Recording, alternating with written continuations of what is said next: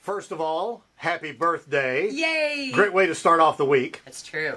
And with a new moon in Virgo, what does that mean? Very cool thing for me, a Virgo, I think, because new moon always indicates new starts. We finish things up from the full moon to the new moon, and then between the new moon and the full moon, we start new projects. We do all sorts of new things. So I thought I would talk about what that means to each one of the 12 signs. For Virgos in particular, it's about them getting what they want. And again, I say hooray being a Virgo. They start new relationships, new jobs, new opportunities. For Virgos, it's sort of like the beginning of a brand new solar year. And to Virgos, I say reach for the stars because this is the year you're likely to get them. For Libras, it's time to take a step back, Andrew and Nikki, and try and assimilate all of the change that has gone on over the last year or so. You put a bunch of things in motion, begun a bunch of things, and now it's time to consolidate them and make them a part of your life rather than taking on new projects or trying to do new things. For Scorpios, it is time to reach for the brass ring. It's time for a group effort to work to bring the Scorpio what the Scorpio says they want. And Scorpios will do a lot better with light-eyed folks than they will with dark-eyed folks. Light-eyed folks will actually help them out. For Sagittarians, the powers that be are looking at them. They're looking at their performance, and this is more professional performance rather than personal performance. So the Sagittarian gets the chance to make sure that they handle all of the details because that's where the devil lies, is in the details. And if Sagittarians take care of that, they'll get a good result with it. If they don't, they're going to get a litany of the things that they've done wrong and what they can do to correct it. For Capricorns, important legal, educational matters at a distance. The law is on the Capricorn side, and when the law's on your side, you want to use it to get what you want, because it will be the letter of the law rather than the spirit of the law.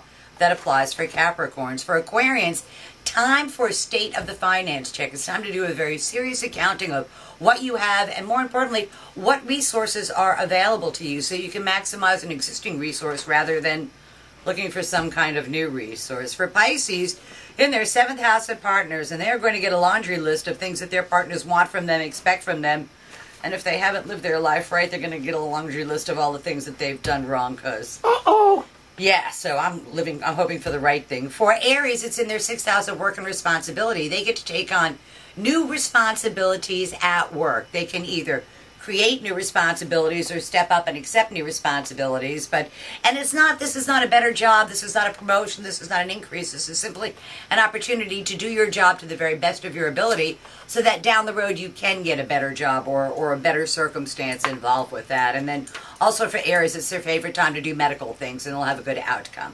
For Tauruses, they just want to have fun. They've spent the last month kind of laying low, dealing with things at home, things that they had to deal with that weren't a terrible, a lot of fun.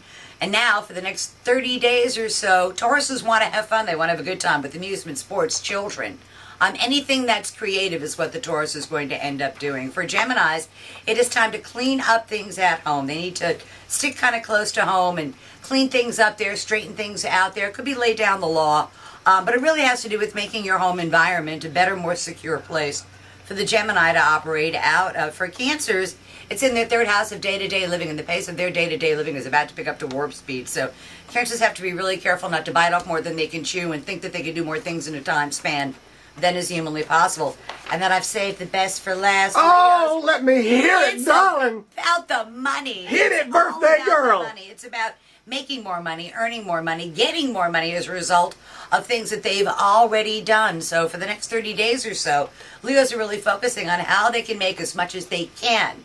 So it's a good time to ask for a raise. It's a good time to put money-making ventures into action because they're likely to be very, very successful with that. So that's tomorrow's news today for the 12 signs of the zodiac for the new moon for my birthday week. And I'd like to thank you guys for everything you do for me. You're the best. We love you, darling. Happy birthday. Thank you. Always a pleasure. See you next week. Next time.